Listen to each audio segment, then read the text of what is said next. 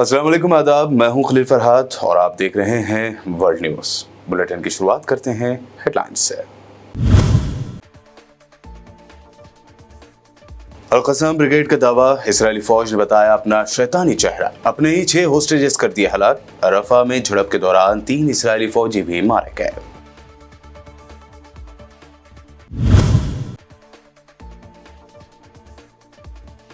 Israel ने Lebanon में किए फिजाई हमले, 5 अफराद हलाक। ईरान ने कहा, इजराइल पर ईरान के जवाबी हमले का इंतजार हो सकता है तवील।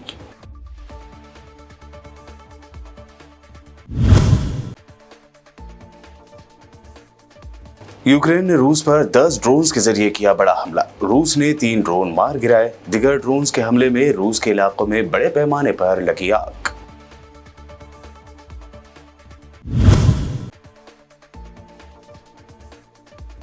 ईरान में 110 पाकिस्तानी ज़ायरीन को ले जा रही बस हुई हादसे का शिकार। हादसे में 32 पाकिस्तानी ज़ायरीन की मौत, 30 से ज़ायद जख्मी।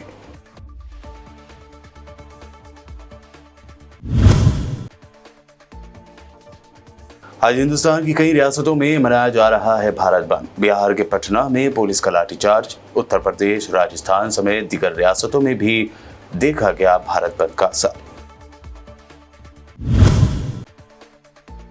और अवामी एहतजाज और मजबूत अपोजिशन के दबाव के आगे झुकी मोदी सरकार। लेटरल एंट्री के फैसले को लिया वापस। राहुल गांधी ने कहा, हम ऐसी तमाम साजिशों को नाकाम करके दिखाएंगे।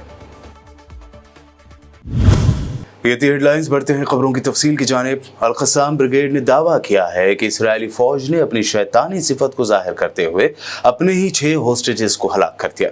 उधर इसराइल की फौज ने कहा है कि उसने फलस्तीनी अस्करियत पसंदों के साथ एक झड़प के बाद गजा के जुनूबी इलाके खान यूनिस की एक सुरंग से 6 इसराइली यरगमालियों की लाशें निकाल ली हैं। इनमें से 5 यरगमालियों याग्यो, बोश्टाप, अलेक्जेंडर, डेंस्की, योराम, नादियो, पोप्लोल और चायम्पेरी की हलाकतों का ऐलान पहले ही हो चुका था, जबकि छठे होस्टेजेस का जो नाम है अयोहाम मोंदर बताया गया है।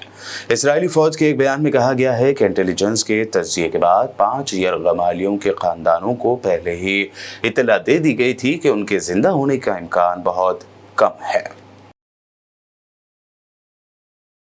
रफा में हमास और इजरायली फौजियों के दरमियान हुई झड़प में 3 इजरायली फौजी हलाक हो गए हैं। अरब मीडिया की रिपोर्ट के मुताबिक रफा में हमास और इजरायली फौज में झड़प हुई। दस्ती बम हमले में 3 इजरायली फौजी मारे गए, जबकि इजरायली फौज के टैंकों को भी निशाना बनाया गया। इससे पहले इजरायली फौज ने तस्दीक की थी कि गजा के इलाके खान यूनिस में हमास के साथ होने वाली झड़प में मारे गए सार्जेंट की शिनाख्त 19 साला उमर गेंसबर्ग के नाम से की गई है।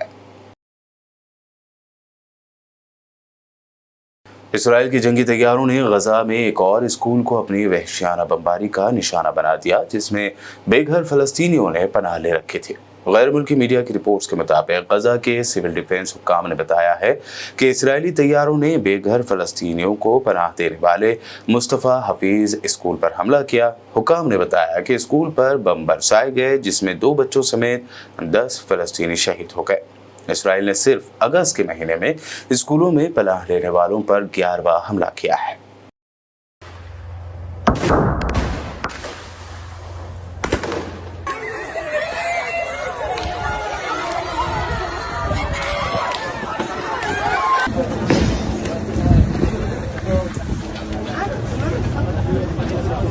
इसराइल के जंगी तैयारों की गुज़िश्ता रात लेबनान में फ़िज़ाई हमलों में 5 अफराद हलाक और 20 अफराद ज़ख्मी हो गए हैं।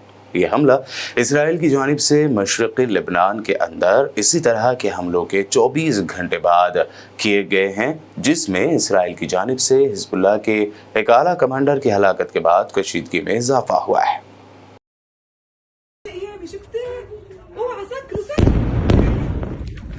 ईरान के पासदारान इनकलाब के तर्जुमान ब्रिगेडियर जनरल अली मोहम्मद नैनी ने कहा है कि इसराइल के खिलाफ ईरान के जवाबी हमले का इंतजार तवील हो सकता है।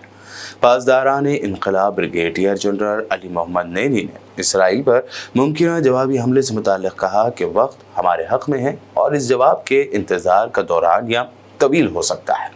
उन्होंने कहा कि दुश्मन को मुनज़्ज़म और बाकायदा जवाब इंतजार करना चाहिए।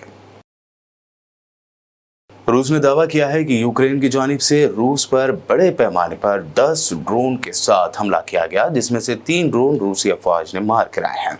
गैर मुल्की ज़राए इब्लाग के मुताबिक मेयर मॉस्को ने बताया कि रूसी एयर डिफेंस यूनिट्स की जानिब से यूक्रेन के 3 ड्रोन्स को तबाह कर दिया गया है। मेयर मॉस्को ने बताया कि यूक्रेन के ड्रोन हमले का मकसद था कि मॉस्को को निशाना बनाया जाए।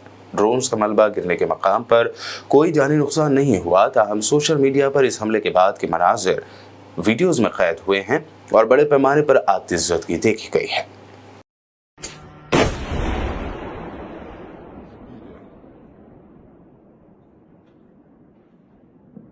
तालिबान की अखलाकी उमूर की वजारत ने दाढ़ी ना रखने पर सिक्योरिटी फोर्स के 280 से ज़्यादा एहलकारों को बरतरफ कर दिया है। वजारत ने यह भी बताया कि गुज़िश्ता साल अफगानिस्तान में गैर अखलाकी हरकत के इर्तिकाब के इल्ज़ाम में 1300 से ज़्यादा लोगों को पकड़ा गया था। अखलाकियात से मुताल्लिक़ उमूर के डायरेक्टर मुखलिस ने एक प्रेस कॉन्फ्रेंस में बताया कि सिक्योरिटी फोर्स के 280 अरकान को मुलाजमत से बरतरफ कर दिया गया क्योंकि उन्होंने शरई दाढ़ी नहीं रखे थे।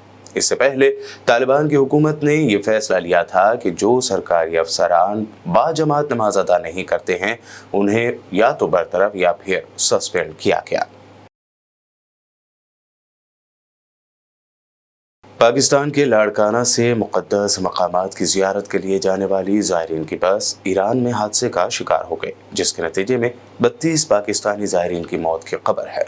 ज़ायरीन का ये काफिला 2 बसों और 110 ज़ायरीन पर मुश्तमिल था। ज़ायरीन की एक बस ईरान के शहर यज़्द पहुंची, जहां बस के मुबैना तौर पर ब्रेक फेल हो गए। हादसे में 32 ज़ायरीन जाँ बहक और 30 ज़ायरीन के शदीद ज़ख्मी होने की इत्तलात हैं। बुलेटिन में खबरों का सिलसिला लगातार यूं ही जारी रहेगा। फिलहाल रुकते हैं एक छोटे से ब्रेक के लिए।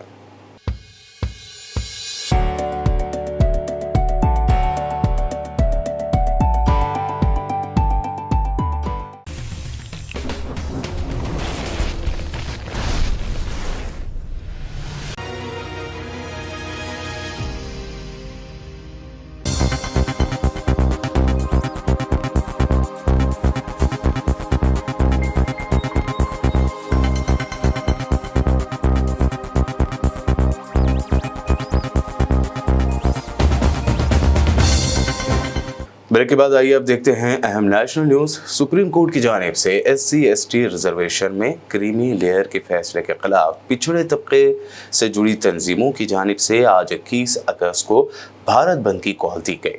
क्रीमी लेयर के रिजर्वेशन पर सुप्रीम कोर्ट के फैसले के खिलाफ कई पार्टियों और आदिवासी तंजीमों ने भी इस बंद में शिरकत की है। भारत बंद के दौरान बिहार में सबसे ज़्यादा असर दिखा गया। दारुल हुकूमत पटना में बंद हामी सड़कों पर एहतजाजी मुजाहरा करते दिखाई दिए, तो वहीं बैरिकेड तोड़कर आगे बढ़ने की कोशिश को पुलिस ने नाकाम बनाने के लिए जमकर लाठीचार्ज और वाटर कैनन का इस्तेमाल किया। उत्तर प्रदेश के हरदोई में पुलिस हाई अलर्ट पर थी। वहीं राजस्थान के अलवर में भी भारत बंद का असर दिखाई दिया। बाजारों में दुकानें बंद रहीं और सड़कें सुनसान दिखाई थी।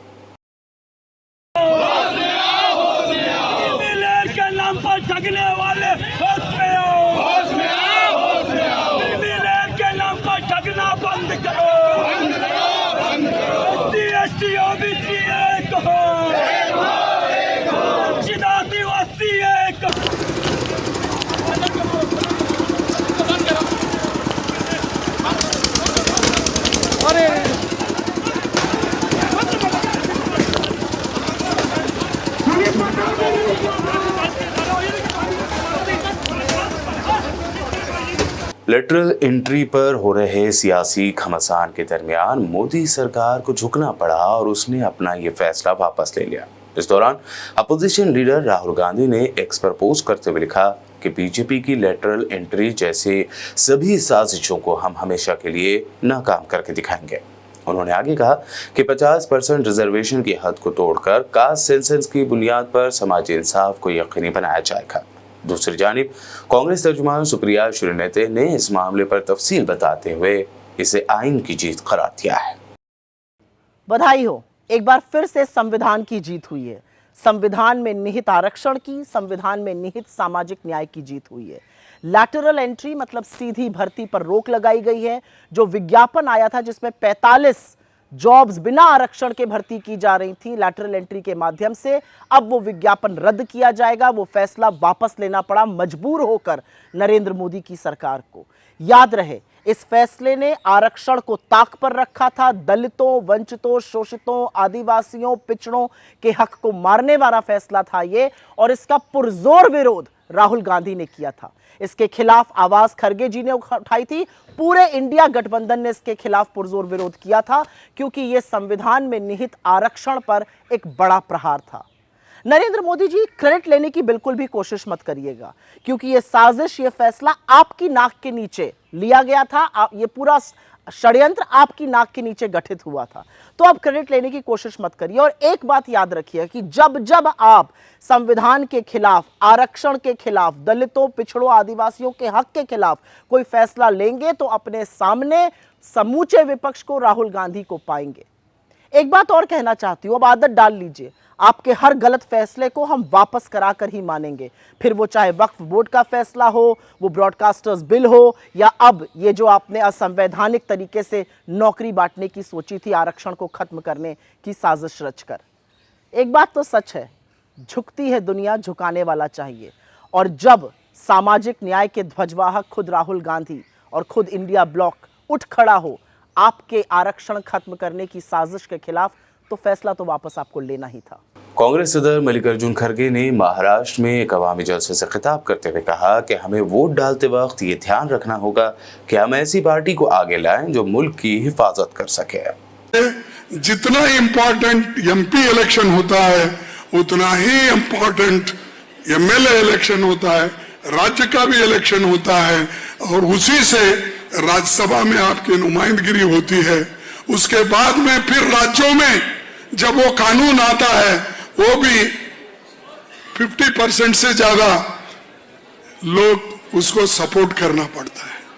तो इसीलिए आपको याद रखना पड़ेगा कि वोट डालते वक्त, राज्यों में भी वोट डालते वक्त, किस पार्टी को हम आगे लाना चाहिए और किस पार्टी इस देश की हिफाजत करती है, उधर हमको देखने की जरूरत है। और आरक्षण, महंगाई, बेरोजगारी, किसानों, मजदूरों और इनकी तो बदहाली उन्होंने की है, उधर देखते भी नहीं। उन्होंने सिर्फ देखते तो ही लोगों को, कौन, अदानी, अंबानी। अच्छा, वो दो ऐसे कितने हैं किसको मालूम। ये दो बाहर आए हैं, ये दो बच्चे बाहर आए हैं, अभी कितने हैं किसको मालूम। तो इसीलिए आपको सतर्क रहना चाहिए, और आप इस देश के लिए और हमारे जो आने वाली पीढ़ी है उसकी रक्षा की जवाबदारी आप पर है। उनकी रक्षा करना आपका काम है। आपके हाथ में तो बाबा साहब अम्बेडकर अपना संविधान सौंप दिया। पंडित जवाहरलाल नेहरू जी ने इस देश में लोकतंत्र को टिकाने के लिए उन्होंने भी अपनी सत्ता आपको सौंप के गए हैं। राजीव गांधी जी ने इस देश में महिलाओं को और हर कम्युनिटी को रिप्रेजेंटेशन मिलने के लिए उन्होंने 73-74 अमेंडमेंट लाकर वो बड़ा काम किया। इसकी हिफाजत करो आप। एक दूसरे से हम ये बोलेंगे नहीं, लेकिन चंद लोग हमारी बुनियादी विचारों को खत्म करना चाहते हैं ना, उनके लिए बोलना जरूरी है।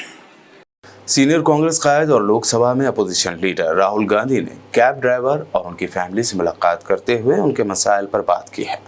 कांग्रेस ने इस मुलाकात का वीडियो शेयर करते हुए लिखा कि जहां कैब ड्राइवर्स और गिग वर्कर्स माली परेशानी से लड़ रहे हैं, वहीं उनकी फैमिली को भी महंगाई और पेपर लीक जैसे मसाइल का सामना है। दो काम सरकार कर सके, जैसे हमारी तेलंगाना में, कर्नाटक में सरकार है, अगर हम वहाँ दो काम कर सकें तो क्या हो सकते हैं। एक तो पेंशन का आपने कहा ठीक है, वो और क्या हो सकता है। एक तो इनका रेट सर सही किया जाए, रेट ठीक किया जाए। हाँ रेट मतलब इनका पूरा वो निकाल के कैलकुलेशन करने के बाद इनका ये लिखा, हाँ वाकई में इनको कुछ बच रहा है कि वैसे ही रो रहे हैं। मतलब मिनिमम वेज होना है, हाँ कम से कम हाँ wage हो। कम से कम जिंदा तो बने रहे ये। जिसने गाड़ियां ले ली ना सर किस्तें नहीं डाल पा रहे हैं, ये कंडीशन है। सारे टैक्सी वाले रो रहे हैं इस टाइम, कोई सुनने के लिए तैयार नहीं। सपने में भी नहीं सोचा था, सिर्फ टीवी पे देखा था, आज देख के धन हो गया। मैं जब समझदार हुआ था, सबसे पहले जब वोटिंग लाइव हुआ था तो पहला वोट मेरा कांग्रेस के लिए गया। तब मैं ये पार्टी फार्टी नहीं जानता था, क्योंकि तब लोग करते थे ना सारा काम। ये वोटिंग कांग्रेस थी ना पहले उस समय, 70 साल जब स्टार्टिंग में कुछ नहीं था तो बनाया किसने? बिल्कुल। अरे ये आजकल जो इतना यहाँ पे शीला दीक्षित थी यहाँ, सारे फ्लाईओवर दिल्ली में जो काम है सारी देन शीला दीक्षित की देन है। सही बात। तो ये कौन बनवा गया भाई? आसमान से तो नहीं गिरे। नहीं, ये कौन बनवा गया? होती है, हमें भी मिलते हैं, राजनीतिक मिलते हैं, गाड़ी में बातचीत होती रहती है। आगरा पेपर दिया था टेट का, लेकिन वो लीक हो गया। उसके बाद में कोई वैकेंसी नहीं आई। हाँ, इन्होंने बताया लीक होने के बाद पूरा, तो उसमें आपका पूरा पैसा जाया हुआ है। हाँ, तो आप क्या सोचते हैं ये इनकी जो ड्राइवरी हो रही है इसके बारे में? ये आपको लगता है ये परमानेंट नहीं है, मतलब ये टेम्पररी कर परमानेंट है, लेकिन डेवलपमेंट इतना कहाँ है भैया? मतलब वहीं के वहीं है, उतना ही है। मतलब खा लिया, उसके बाद में अगर बच्चे का फ्यूचर नहीं बना तो दिल्ली रहने का क्या मतलब है? इससे अच्छा तो घर था। आम आदमी पार्टी की वुमेन्स विंग ने कोलकाता समेत मुल्क भर में ख़वातीन पर हो रहे मजालिम और रेप के वाक़यात के खिलाफ दारुल हुकूमत दिल्ली में बाबा कौम गांधी जी की समाधि पर ख़राज पेश करके एहतजाज किया। आपने मोदी सरकार से मांग की कि ख़वातीन और बच्चों की हिफाजत के लिए पुलिस फोर्स बढ़ाई जाए। हमने आज गांधी जी के सामने यही कहा कि सबसे पहले तो जो अब ये आत्मा जो इस दुनिया में नहीं रही, भगवान उसकी आत्मा को शांति दे, वो जहाँ भी रहे शांति से रहे। देखिए, सजा तो आज नहीं कल मिली जाएगी उसके दरिंदों को, लेकिन क्या एक माँ बाप की बेटी वापस आ जाएगी या किसी की भी बेटी वापस आ जाएगी? इस तरह से रेप करना, रेप की घटना को अंजाम देना, उसके बाद उसका मर्डर कर देना। आज 12 साल के बाद एक दूसरी निर्भया का केस हमारे सामने आता है, वो भी एक डॉक्टर हॉस्पिटल के अंदर, और किसी को कुछ पता ही नहीं है कि एक लड़की के साथ किस तरह की घटना हो रही है। नृशंस हत्या कर दी गई उस लड़की की। जल्दी से जल्दी मैं केंद्र सरकार से ये विनती करूंगी कि सख्त से सख्त डॉक्टर्स के प्रोटेक्शन के लिए कानून बनाया जाए, और उसको सिर्फ बनाना नहीं है, उसको जल्द से जल्द लागू भी करना है।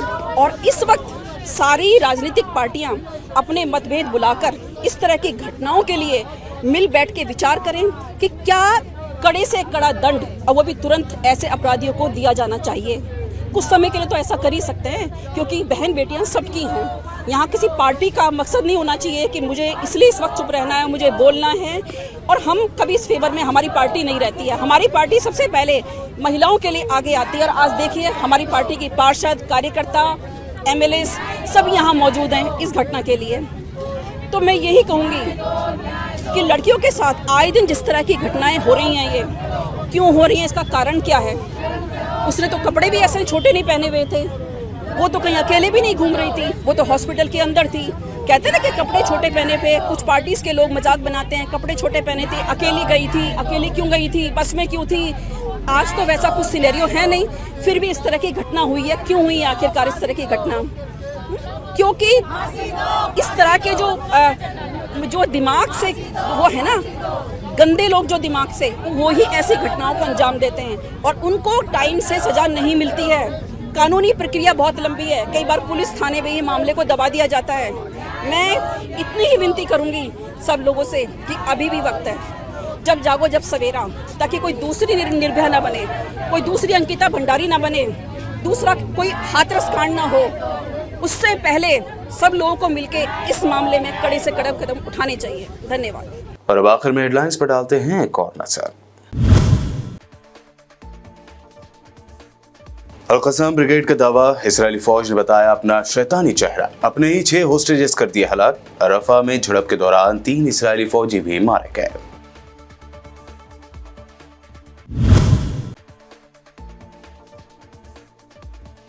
इसराइल ने लेबनान में किए फिजाई हमले, 5 अफराद हलाक। ईरान ने कहा इसराइल पर ईरान के जवाबी हमले का इंतजार हो सकता है तवील।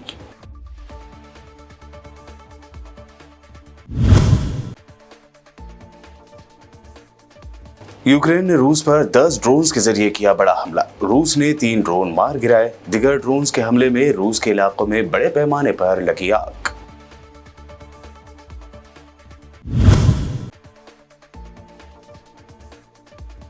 ईरान में 110 पाकिस्तानी ज़ायरीन को ले जा रही बस हुई हादसे का शिकार। हादसे में 32 पाकिस्तानी ज़ायरीन की मौत, 30 से ज़ायद जख्मी।